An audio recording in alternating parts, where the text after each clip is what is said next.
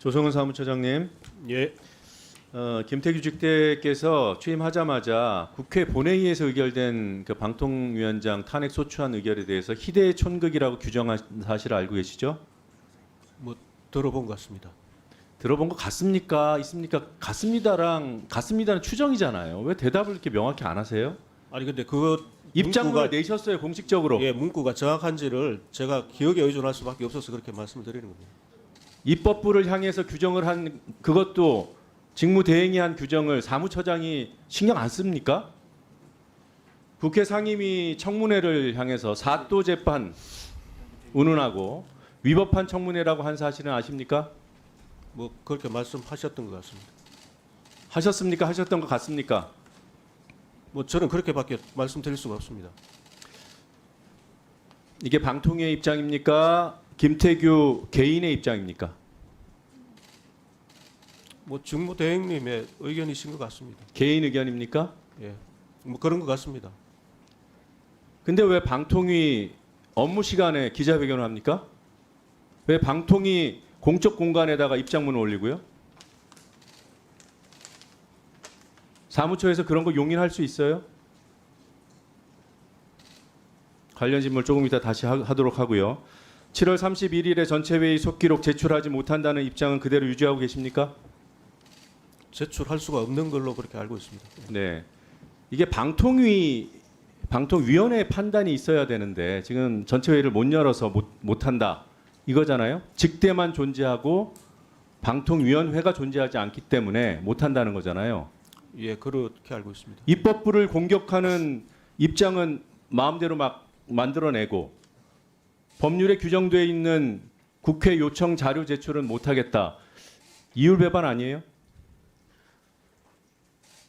전적으로 그러면 앞선 국회를 공격하는 입장은 김태규 개인의 사적인 의견이어야 합니다. 그래야 그나마 성립이 되는 거예요. 지금 증인께서 이 속기록 제출과 관련돼서 입장을 정확히 해주셔야 됩니다. 이거는 김태규 대행이 그러니까 그렇다가 아니라 제가 조성은 사무처장 입장을 여쭤볼 거예요. 조성은 사무처장도 지금 방통위 사무처를 총 책임지는 입장에서 7월 31일에 속기록을 국회가 정상적인 의결을 거쳐서 요청했음에도 불구하고 제출하지 않고 있는 이 상황에 대해서 동의하십니까? 그거는 위원회에서 결정할 문제라고 봅니다. 그건 같은 입장이에요, 직무대행과. 예, 저도 뭐 똑같은 입장입니다. 똑같은 입장이에요. 예, 예. 법률에 규정이 있어도 운영 규칙 때문에 낼 수 없다. 공직자가 그렇게 판단하는 것이 가능한지 정말 의문입니다. 분명한 법률이 존재하는데 물론 방통위 내부의 운영 규칙도 중요하죠. 그러나 운영 규칙이 법률에 우선할 수 있나요? 자신의 입장을 알려주세요. 근데 그 방통위 운영 회의 운영 규칙이라는 게 그 방통위 설치법 그 조항을 위임받아서 만들어진 걸로 알고 있습니다. 국회 증언 감정에 관한 법률에 다른 법률에 의해서도 자료 제출 요청, 증언 거부 못한다고 돼 있습니다. 전체 회의실 공사 지시를 김태규 대행이 냈다고 본인이 지시했다고 했어요. 이 회의실 공사 지시가 여전히 유효한 상태인가요? 뭐 그런 걸로 알고 있습니다. 네, 영상 보시겠습니다.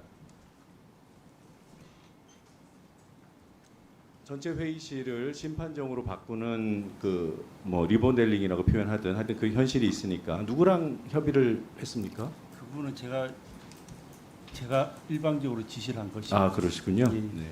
네. 김태규 대행이 분명하게 다른 우리 존경하는 의원님들 질문에도 똑같은 취지로 답을 했습니다. 본인이 판단하고 본인이 일방적으로 지시했다고 표현했어요. 맞습니까? 사무처장님하고 상의를 안 했어요? 그 부분은 뭐 저하고 특별히 상의하시진 않았습니다. 예. 이게 정당한 직무대행의 권한 범위 내에 있는 지시입니까?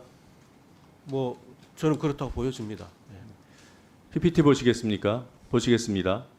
이게 지금 시설공사가 소반되기 때문에 돈이 들어가죠. 예, 예산이 수반됩니다. 네, 이 전체 회의실 공사는 지난해 올해 예산 편성할 때 항목 잡을 때 예정됐던 건가요? 아마 그 부분은 뭐 특별하게 뭐 없었지 않았나 싶습니다. 예, 예. 당연히 없었겠죠. 예. 전체 회의실 공사한다는 생각은 아마 방통위 직원 누구도 하지 않았을 겁니다. 가장 좋은 시설물이에요. 지금 예산 항목에 보면 이게 시설 공사 항목이 있어요. 그렇죠? 김영관 기조관님 있죠? 시설 보수를 위한 공사를 위한 항목은 매년 채택이 됩니다. 네, 있을 거, 예, 네. 있을 거라고 지금 생각합니다. 방통위 건물이 노후되기도 했기 때문에 각종 시설 보수 요구들이 있습니다. 노후 시설, 노후 설비 그리고 위험 요인이 있는 시설물들 당연히 교체해야 되죠. 근데 지금 방통위 해당 항목 보니까 지금 이 리모델링 공사를 하면 그런 공사들을 전혀 못 합니다. 맞죠? 두 분 중에 아무나 대답하셔도 좋습니다. 전체 회의실 리모델링에 돈 쓰면 다른 노후 시설 등의 정비 공사들 할 수 있습니까? 아직 예산과 관련해서는 뭐 검토를 한 적이 없습니다. 지금 방통위 설치법 제12조 위원회 심의 의결 사항에 예산 편성에 관한 사항을 의결하도록 되어 있습니다. 물론 내부 규칙에 따라서 전결 규정을 두고 있겠죠. 근데 이렇게 전체 회의실 김태규 직무대행 혼자 사용하는 공간이 아니에요. 그렇죠? 여야에서 추천된 전체 회의를 구성하는 위원들이 함께 사용하는 공간입니다. 더 크게는 방통위가 함께 사용하는 그런 공간이에요. 그걸 직대가 멋대로 일방적으로 지시할 수 있습니까? 이 정도 전행도 사무처가 제재 못합니까? 아무것도 안 하셨던 거죠. 하나 더 여쭤보겠습니다. 직원 타령들 하시는데 저런 식의 전횡을 못 막으면 직원들한테 돌아가야 될 예산이 엉뚱한 데로 쓰이는 겁니다. 그런 거 막으라고 고위 간부들이 있는 거예요. 기관장의 전횡을 막으라고. 김태규 직대가 국회를 폄훼하지 못해서 야당 의원들 고소하겠다는 입장 밝혔어요. 아시죠, 두 분? 네, 알고 있습니다. 동의하십니까? 저희가 고소당해 마땅한가요? 이런 질타를 들으면 막 속이 상하고 억울해 미치겠습니까?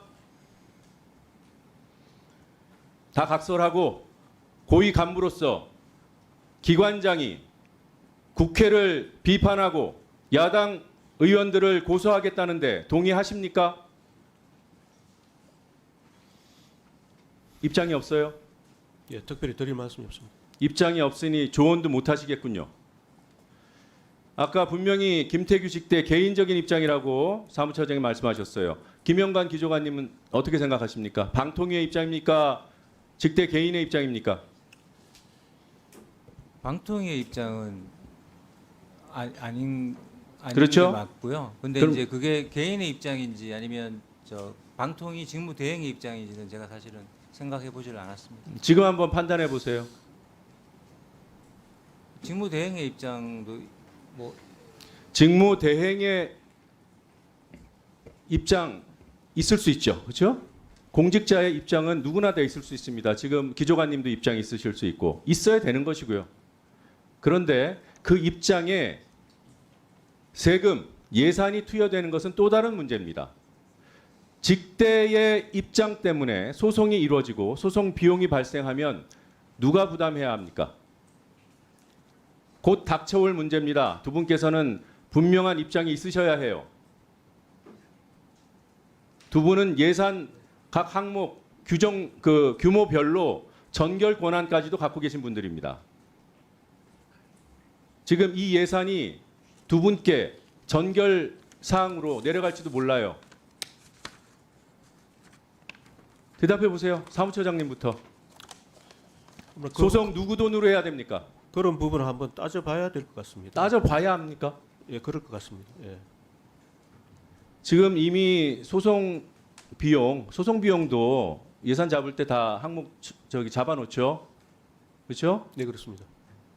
올해 얼마 책정돼 있어요? 정확한 액수는 제가 기억이 3억 1,640만 원입니다. 다 소진됐습니까? 충분히 남아 있습니까? 여기까지만 하시면 크게 별로 많이 안 남은 걸로 알고 있습니다. 예. 돼요. 김영관 의원님 네, 남아 있어요, 소진됐어요? 거의 다 소진된 걸로 알고 있습니다. 다 소진됐거든요. 예, 거의 소진된 거 맞죠? 여기까지만 확인할게요. 예, 거의 다 소진된 걸로 제가 알고 있습니다. 추가 질의하겠습니다. 박민규 위원님 질의하십시오. 예, 서울 관악가 박민규입니다. 조성은 사무처장께 묻겠습니다. 예. 뭐 노종면 의원님께 많이 말씀 주셨는데 우리 김태규 직무대행의 언행이 국회 무시에 도를 넘어서 아주 기괴합니다. 특히 저는 개인적으로 입장문에서 탄핵에 대해서 호기심 많은 혹자는 이것이 기네스감이 아닌지 의문을 가질 것 같다 이런 식으로 발언했어요. 근데 저는 개인적으로 김태규 부위원장 직무대행의 그날 밤을 적하면서 그 방송통신위원회 이진숙 위원장과 탄핵당한 김태규 부위원장이 기네스감이다 이렇게 생각합니다. 그 이유는 아시는 것처럼 21년도에 똑같이 5명의 방통위원이 36일에 걸쳐서 KBS와 방문진 이사 선정 및 이사 추천 및 선임을 진행했습니다. 하지만 이번에는 단 2분이서 임명 당일 것도 몇 시간 만에 무려 400만 자가 넘는 83명의 지원서를 꼼꼼히 검토하고 회의하면서 의결도 해서 대한민국 공영방송의 이사를 결정했습니다. 그것뿐만이 아닙니다. 부위원장 호선도 했고요. 위원 기피까지 셀프 기각했습니다. 이 모든 것들이 1시간 반 만에 진행됐습니다. 이거야말로 진정하게 이 초인적인 능력으로 기네스감이 아닌가 생각하는데 맞습니까? 기네스감 아닙니까 이거? 83명의 인선을 1시간 반 만에 진행했어요. 어떻게 생각하세요, 조정님? 거기에 대해서 제가 뭐 특별히 드릴 말씀이 없습니다. 예. 네. 그 이진숙 위원장은 탄핵 이후에 헌법재판소 탄핵 심판이 성실에 임해서 방통위 하루빨리 정상화될 수 있도록 최선을 다하겠다 이렇게 얘기했는데 언제 나올지도 모를 헌재 판결까지 방통위 업무를 마비시키겠다는 것은 아랑곳하지 않고 그냥 버티겠다고 하는 것 같은데 탄핵으로 이진숙 위원장의 직무가 정지되어도 위원장 월급 고스란히 나오는 거 맞습니까? 뭐 일부 수당 빼고는 나오는 걸로 알고 있습니다. 혹시 방통위원장 연봉 대충 얼마 정도인지 알고 계십니까? 자, 정확히는 잘 뭐. 장관급이니까 제가 본 의원이 인사혁신처에 문의해 보니 연봉은 1억 4,533만 원이고 탄핵 소추로 직무가 정지되어도 보수는 뭐 일부 수당을 제외하고 전액 지급된다고 답변받았습니다.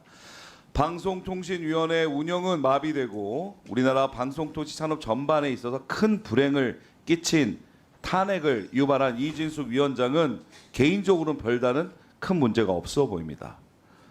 이진숙 위원장은 임명 당시부터 인사청문회를 통해서 최소한의 자격조차 없음이 드러났던 위원장입니다. 또한 불법적 이인체계에서 그토록 윤석열 정부 바라는 방문진 이사 선임과 KBS 이사 추천을 강행했습니다. 이제는 방송미디어 산업에 대한 전문성과 중립성을 갖춘 인사를 윤석열 정부가 새롭게 임명해서 이진숙 위원장 사퇴하고 그래야지만 방송통신위가 정상화될 거라 생각하는데 의견 있으십니까? 드릴 말씀이 없습니다. 제가 그 방송통신위원회가 아까 뭐 어떤 과장님의 이름으로 여당에게 탄원의 내용의 문구를 전달했다고 들었습니다. 전 제가 보기에는 탄원을 발송해야 될 대상지는 국회 국민의힘이 아니고 사실은 대통령실입니다. 용산. 왜 그러냐면 우리 김영관 국장님, 통신위원회 처음에 설립 그 시점부터 근무하셨죠? 네, 그 이전부터 공무원 생활을 하고 있었고요. 하지만 제 말은 방송통신위원회가 설립되자마자 네. 그동안 방송통신위원회가 2008년도 설립돼서 지금까지 한 16년, 15년 지나왔는데 혹시 부위원장님 총 몇 분인지 알고 계십니까? 김태규 직무대행 포함해서 13분입니다. 13분. 그 중에서 윤석열 정부가 임명해서 방통위원으로 호선으로 결정된 분은 12번째 이상인 부위원장, 13번째 김태규 부위원장입니다. 이 두 분의 공통점은 판사입니다. 방송통신위원회 업무에 전혀 전문성도 없고 그저 대통령실이 시키는 오도에 맞다는 그런 부위원장을 본 의원은 생각합니다. 그 전에 11분의 의원을 쭉 부위원장을 보니까요. 다수가 언론인이고 언론인 출신 정치인들이 대부분입니다. 9분 모두 언론에서 오래 근무하다가 방송통신 업무에 전문성이 있었고 언론의 중립성과 공영방송의 중요성을 너무나 잘 아는 분들로만 여야, 국민의힘이든 민주당이든 전시정당이 다 추천해왔는데 왜 유독 윤석열 대통령만 이렇게 자신의 개인적 인연이 있는 판사 출신들로 방송통신위원회 위원을 임명하고 부위원장으로 호송이 되다 보니까 애꿎은 방송통신위원회 직원들이 고생하고 그로 인해서 대한민국 방송 미디어 산업은 뒷걸음질 치고 있다고 저는 생각합니다. 이뿐만이 아닙니다. 사실은 방송통신위원장 이진숙 위원장 전에 포함해서 총 몇 분 임명된지 알고 계십니까? 김영광 국장님? 지금 6기니까 6분 플러스 한 2분, 2분 정도. 9분입니다. 직무대행까지 포함하면 9분인데 그 전에 방송통신위원장 했던 분들은 대부분 언론 출신, 또 언론 출신 정치인 또는 국회에 관련된 전문성을 갖고 있는 분들이나 언론학자 하셨는데 유독 윤석열 정부만 이동관 위원장, 김홍일 위원장, 이진숙 위원장 이런 분들 무자격자들만 취임을 시키는 겁니다. 이동관 의원 다 알다시피 이명박 정부 때 공영방송 장악하려고 수많은 불법적 시도들이 다 재판을 통해 드러났던 문제적 분이셨고 김홍일 위원장이야말로 그 전에 있던 방송통신위원장을 국민권익위원장으로서 여러 가지 조사를 통해 가지고 문제 있게 날려보내고 그 자리를 차지한 분이시고 이분 또한 검사 출신으로 방송통신의 전문성이 없습니다. 이준석 위원장이야 인사청문 통해 다 드러났으니까 이런 무자격자들을 임명시킨 용산 대통령실이 방송통신위원회의 탄원서를 수령받아야 될 곳이라고 생각하는데 거기에 대해서 한번 고민해 보시겠습니까? 정말 방송통신위원회를 설립부터 고민하셨다면 예의를 갖춰서 진정으로 그럴 의향 없으세요? 국장님? 없으면 없다, 있으면 있다 답변하세요.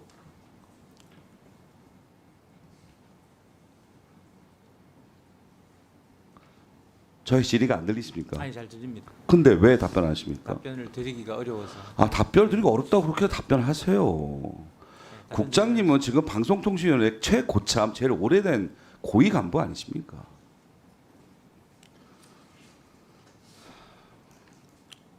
우리 참고에 나오신 박선아 이사님 혹시 마이크 자리 나오셔도 됩니다. 네.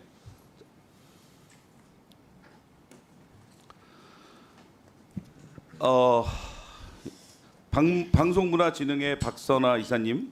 네. 그 2023년 KBS 경영 실적을 보면 총 수입은 1,061억 감소했고 단기 순손실 이런저런 수익성, 재무안정성 지표 모두 악화됐습니다. 23년 기준으로 KBS가 553억의 단기 순손실을 볼 때 같은 게 MBC는 단기 순이익을 966억을 받고 참고로 SBS는 316억입니다. 이렇게 OTT를 비롯한 새로운 미디어가 대중화될 때 지상파 방송 전반의 경영 성과 어려운 와중에 MBC가 이렇게 독보적으로 수익성을 높인 이유를 박문진 이사로서 들으신 바 있으십니까? 네. 2023년 경영 실적에 대해서는 2024년 6월과 7월에 이제 그 경평을 마쳤습니다. 그래서 보고서가 저희 방송문화진흥회 홈페이지에 업로드가 된 상황이고요. 방금 위원님께서 말씀 주셨던 그런 실적들이 사실은 KBS나 SBS와 비교했을 때 경영 실적 그리고 신뢰도 시청률 모두 좋았다고 사실입니다. 그러나 이제 경평을 진행하는 과정에서 방부지 이사로서 느꼈던 것은 그럼에도 불구하고 뭐 여전히 경영적인 어려움은 있는 것이 맞고, 그리고 특히 그러한 같은 어려움이 작년 2022년과 비교했을 때 급격하게 악화된 것은 맞다. 그래서 그런 과정 속에서 그 어려움 속에서 그 만들어냈던 경영 실적에 대해서는 경평 보고서에서 나름대로 외부 자문위원님들께서 평가하셨고 저희 이사회에서도 만장일치로 통과가 되었습니다. 그것을 어떻게 평가하느냐고 여쭤보셨는데 권력을 두려워하지 않고 공영방송 앞에 놓였던 가시밭길을 이제 스스로 선택한 공영방송의 구성원들과 경영진들이 더욱 긴장하고 언론과 방송의 본연의 역할에 더 한 결과라고 생각을 하고요. 그러한 어떤 그 MBC의 어떤 그런 작년 이후로부터 걸어왔던 그런 과정들을 국민들이 잘 아시고 지지를 보내주셨던 결과는 그렇게 시청률과 어떤 신뢰도로 나타났다라고 생각하고 있었습니다. 네. 네. 이혜민 의원님 질의해 주십시오. 네, 조국혁신당 이혜민입니다. 저는 3번에 이르는 이 청문회 보면서 꼭 드리고 싶은 말씀이 있어서 그거 먼저 하도록 하겠습니다. 도대체 왜 이렇게 청문회 많이 하냐, 여당에서 말씀을 해주셨는데요. 말씀하시고 지금 쭉 나가셨습니다. 그런데 이번 청문회를 통해서 국민께 알려야 할 것이 있다는 생각이 들었어요. 공영방송 이사 선임권이 왜 전 국민적인 문제점으로 인식이 돼야 되는지 그 말씀을 좀 드리고 싶습니다. 지난 수요일 8월 14일에 저는 이진숙 당시 증인으로 나오셨죠. 이진숙 증인에게 광복절 이야기를 하다가 그냥 문득 장관 그 고위직이면 몇 회 정도는 그래도 알면 좋겠다 싶어서 질문을 했습니다. 몇 회 광복절이냐고. 그런데 이진숙 증인이 갑자기 광복절, 건국절 그 문제에 대해서 답변하지 않겠다라는 황당한 대답을 했습니다. 건국절이라뇨? 저는 제 귀를 의심했습니다. 그러다가 나중에는 초등학생에게 하는 질문 같아서 대답하지 않겠다라고 초라한 답변을 했습니다. 본인도 아마 아차 싶었던 것 같은데요. 우리는 그런 역사관을 가진 사람이 리더로 있을 때 어떻게 공영방송이 망가지는지 이미 광복절 하루 충분히 확인을 했다고 생각을 합니다. 존경하는 이윤기 의원님께서 아까 KBS 사태라고 말씀하신 내용입니다. 박민 사장 하에서 KBS 나비 부인 틀고 하필이면 광복절에 틀고 이승만 찬양 다큐멘터리 하필이면 광복절에 틀고 태극기는 거꾸로 보이게 하고 이 모든 게 단 하루에 일어난 일이에요. 그것도 광복절 하루에. 이진숙 증인이 차마 광복절을 광복절이라고 말하지 못하는 제79회 광복절 하루에 벌어졌습니다. 저는 광복절 당일 도쿄에 갔습니다. 군함도와 사도강산의 강제노동 현장을 의도적으로 외면하는 일본을 보았고요. 그걸 오히려 눈 감아주는 한국 정부 모습 보고 왔습니다. 이진숙 방통위원장 임명은 중요한 건 일본의 마음이라는 이 정권의 작품이고, 그러한 날 KBS는 도저히 공영방송으로서는 해서는 안 될 일을 저질렀습니다. 여기 오신 방통위 직원분들 아마 좀 지치셨을 거예요. 그런데 가장 오늘 답변을 그래도 안 하신 신영규 대변인께 질문을 드립니다. 그날 KBS 광복절날 KBS 하는 거 보면서 부끄럽지 않으셨나요? 제가 말씀드리는 건 적절하지 않은 것 같습니다. 그냥 한 국민으로서 부끄럽지 않으셨나요? 개인적인 의견은 있더라도 공직자가 개인적인 그런 부분에 의견은 대해서 무엇일까요? 말씀드리는 게 맞는지 모르겠습니다. 일반 국민이 납득하기 어려운 역사관 가진 기관장 옹호하는 거 쉽지 않죠. 얼마나 어렵고 부끄러운 일인지. 돌아봤을 때 대한민국 공직자로서 얼마나 역사에 죄 짓는 일인지 인지한 채 오늘 청문회에 임하셔야 한다. 증인으로서 마땅히 해야 할 일, 보고 들은 거 그대로 대답하시고 지어내라는 게 아니잖아요. 아는 거 그대로 대답을 하셔야 한다고 말씀을 드립니다. 지금 자꾸 다른 분들, 다른 증인분들이 회피를 하고 계셔서요. 질문 드립니다. 존경하는 한민수 의원님께서 하신 질문에 이어서 좀 드리도록 하겠습니다. 정당법 제22조에 따른 결격사유 확인서, 이 확인서에 관한 내용입니다. 결격사유 조회 회신 민주당에서도 못 받으셨고 국민의힘에서도 못 받으셨고 조국혁신당에서도 못 받으신 걸로 압니다. 그럼 이렇게 바꿔서 좀 질문을 드려볼게요. 조성훈 선생님. 예. 지원자들 중에서 몇 명이나 저 누구라고 말 안 했습니다. 누가 이런 질문 아니에요. 그냥 통계입니다. 몇 명 지원했다 우리 얘기하잖아요. 83명 중에서 몇 명이나 이 결격 사유에 해당이 됐을까요? 83명 중에요. 네. 당적 조회 결과 네. 그거는 정확하게 제가 기억을 잘 못하겠는데 특별히 그 부분에서 결격 사유가 있었는지 여부는 기획조정관이 좀 더 정확하게 알 것 같습니다. 한번 말씀 좀 해보시겠어요? 예, 결격 사유 예. 대상자는 없었습니다. 없었나요? 예. 그 확인을 어떻게 하셨나요? 조회 회신도 못 받으셨는데? 그러니까 지난번 말씀드린 것처럼 기본적으로는 결격 사유 확인서를 스스로 이렇게 작성하는 걸 통해서 그럼 결격 사유 확인서는 본인이 그냥 여기 보면은 결격 사유에 해당되지 않습니다. 예, 아니요 체크한 거 그냥 믿고 하신 거네요. 네, 그렇습니다. 네. 기피 신청 각하도 셀프로 하는 게 아무렇지도 않으니까 셀프로 하는 건 다 믿으시는 것 같아요. 이거 하나 제대로 파악을 안 하시는데 뭘 가지고 심사를 하셨는지 정말 궁금합니다. 그렇게 셀프로 낸 것만 확인도 안 하는 그런 결과 얼마나 잘 됐나 잠깐 살펴보겠습니다. 지난 14일 청문회에서 이진숙 위원장은 30년 MBC에서 근무한 방송 경력 덕분에 이사 지원자들 거의 대부분을 알고 있어서 심의하기에 용이했다고 답변을 했습니다. 그런데 그렇게 잘 알고 계시는 분이 예를 들어서 허엽 부위원장 같은 분을 어떻게 이사로 임명할 수 있는지 저는 납득이 안 가서요. 이분은 2017년 동아일보에서 상무 재직할 당시에 부하 직원이 견디다 못해서 자살 시도까지 하게 만들었던 분이고요. 이 사건으로 3개월 정직 징계 받은 분이에요. 이런 사람을 이사에 임명하겠다는 것 자체가 이번 이사 임명 과정이 얼마나 엉망으로 이루어졌는지 보여줬다고 생각을 합니다. 그저 예제입니다. 이분 한 분은. 지금 이진숙, 김태규 두 2인 체제에서 이러한 이사 선임, 만약 알면서도 방송장악 위해서 이렇게 말도 안 되는 사람 임명한 것이라면 앞으로 MBC에서는 더 무서운 일이 벌어질 수도 있겠다라는 생각이 들고요. 사무처장님, 사무처에선 이 내용 혹시 파악하셨나요? 아까 그 말씀하신 예. 그 부분이요. 저는 그 부분에서 말씀드리기가 좀 어렵는데 제가 그 부분은 제가 따로 보고를 받은 건 기억이 안 납니다. 예. 이거 그냥 검색만 해도 나와요. 국민 의견 수렴에서도 이 지원자에 대한 문제 제기는 없었나요?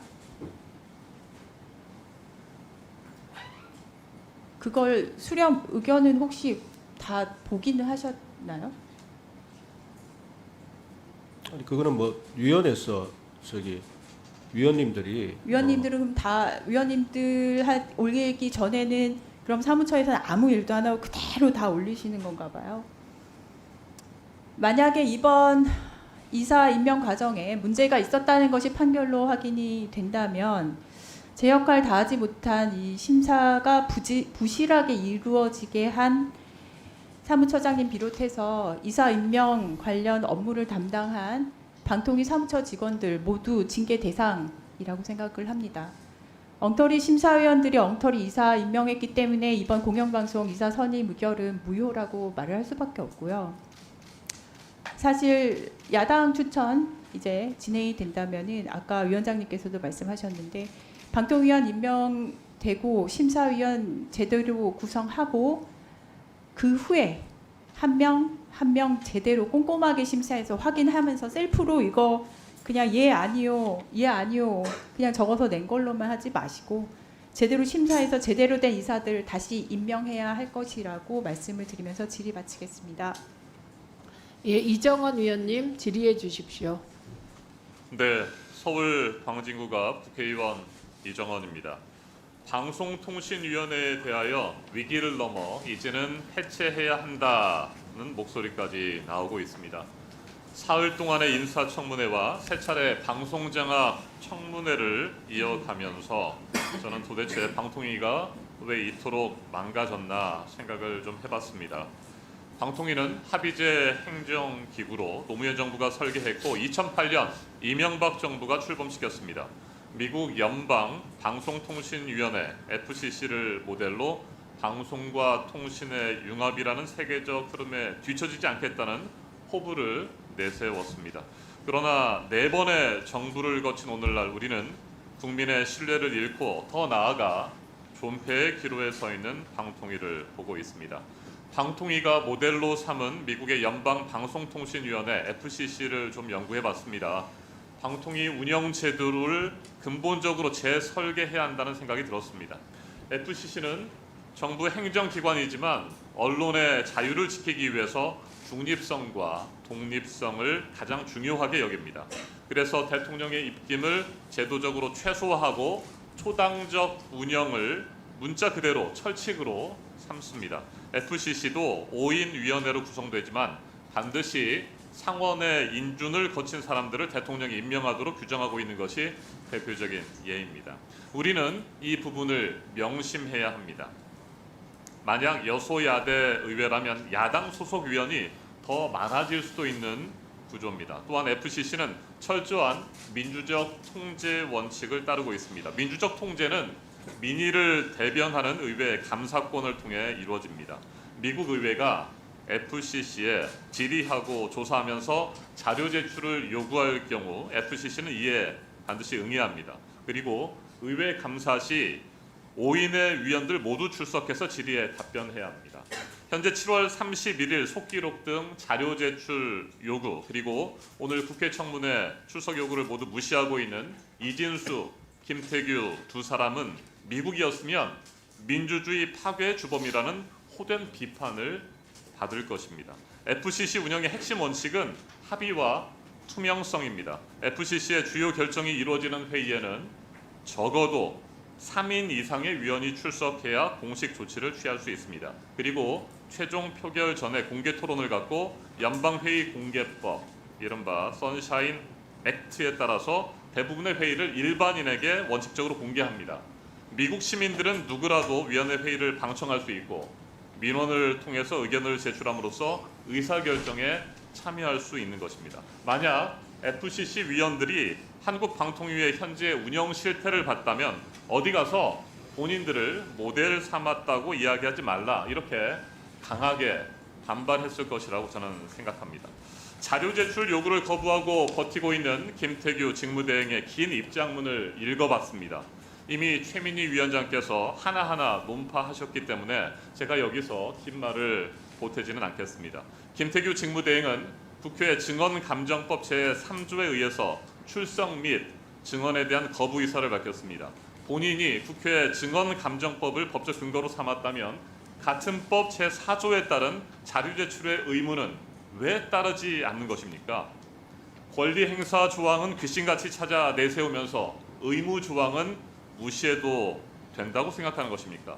법조인이라서 법을 자기 마음대로 이용해도 된다고 보는 것인지 저는 묻지 않을 수 없습니다. 다시 말씀드리지만 국회 증언감정법에 따르면 국가 안위에 중대한 영향을 미칠 수 있음이 명백하다고 소명되는 경우에만 자료 제출 거부가 가능합니다. 논쟁의 여지가 없습니다. 7월 31일 공영방송 이사 졸속 선임은 국가안보와도 전혀 무관했습니다. 오히려 추천되고 임명된 이사들의 면면을 보면 국가안보가 아니라 국가의 품격을 심각하게 떨어뜨리고 있다고 판단됩니다.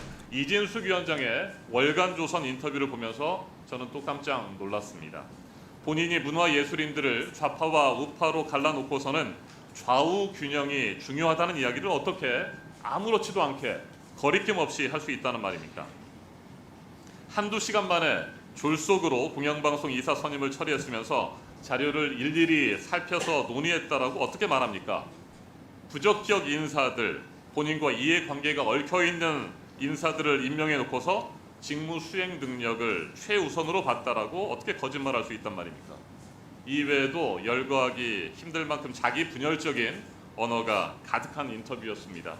본인이 몸담은 직장을 사랑한다면서 MBC 동료 후배들에 대한 지독한 혐오감도 드러냈습니다. MBC를 이라크의 사담 후세인 정권에 비유한 부분은 충격적이었습니다. 이건 단순한 노조 혐의가 아닙니다.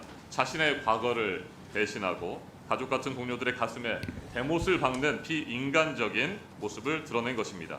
킬링필드의 크메르 루즈에 빗댄 민노총 언론 노조원들을 공격하는 그런 박문진 이사의 발언도 있었습니다. 그런 이사를 임명했습니다. 사담 후세인의 이라크에 MBC를 비유했습니다. 비유를 해도 어찌 이런 비유를 할 수 있단 말입니까? 저는 도저히 이해할 수가 없습니다. 조성은 사무처장님, 네, 방송통신위원회가 KBS 이사 그리고 박문진 이사를 선임하는 과정에서 두 가지 절차를 진행했습니다. 첫 번째 서류 제출 시 내부 심사용 지원서를 받고 또 국민 의견 수렴용 지원서를 따로 받았죠.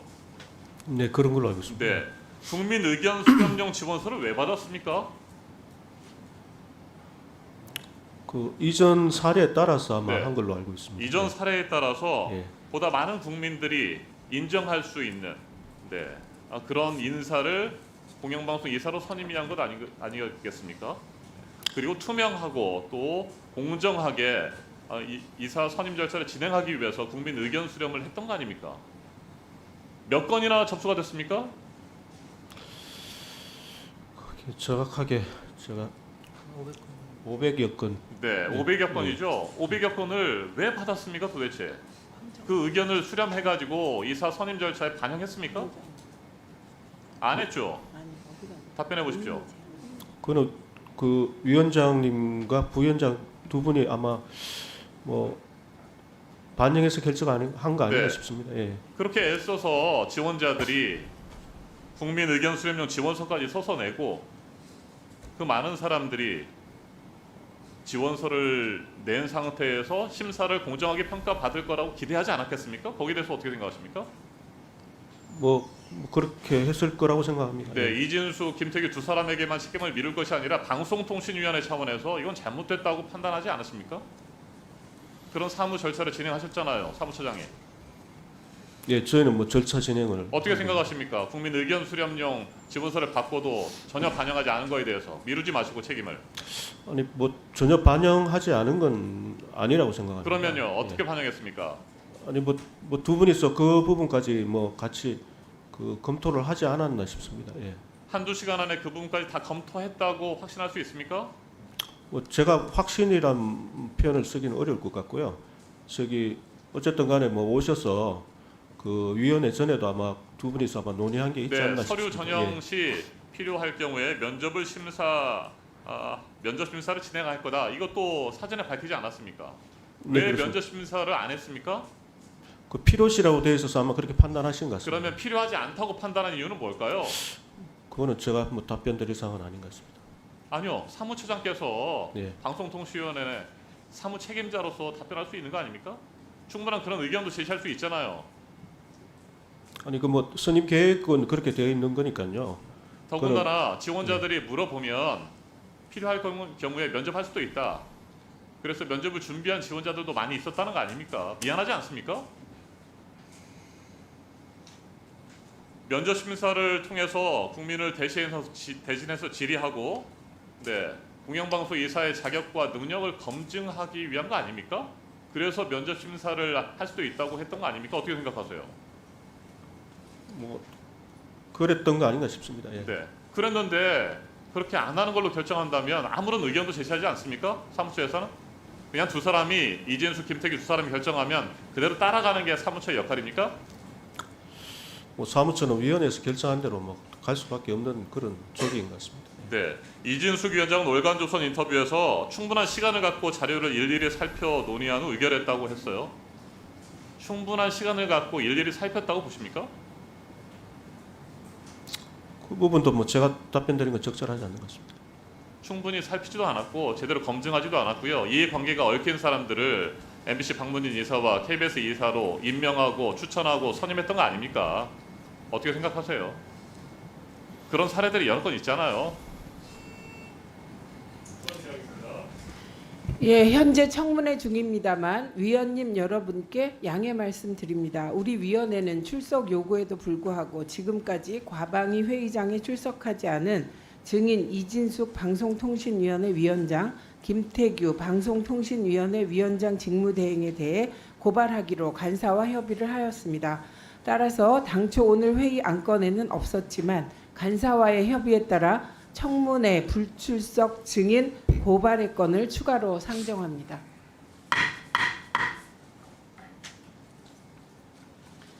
이 안건은 정당한 이유 없이 우리 위원회의 청문회에 불출석한 증인 이진숙 위원장, 김태규 직무대행을 국회에서의 증언, 감정 등에 관한 법률 제12조 및 제15조에 따라 불출석 등의 죄로 고발하고자 하는 것입니다. 배부해드린 바와 같이 청문회 불출석 증인 고발의 건을 의결하고자 합니다. 이의 없으십니까?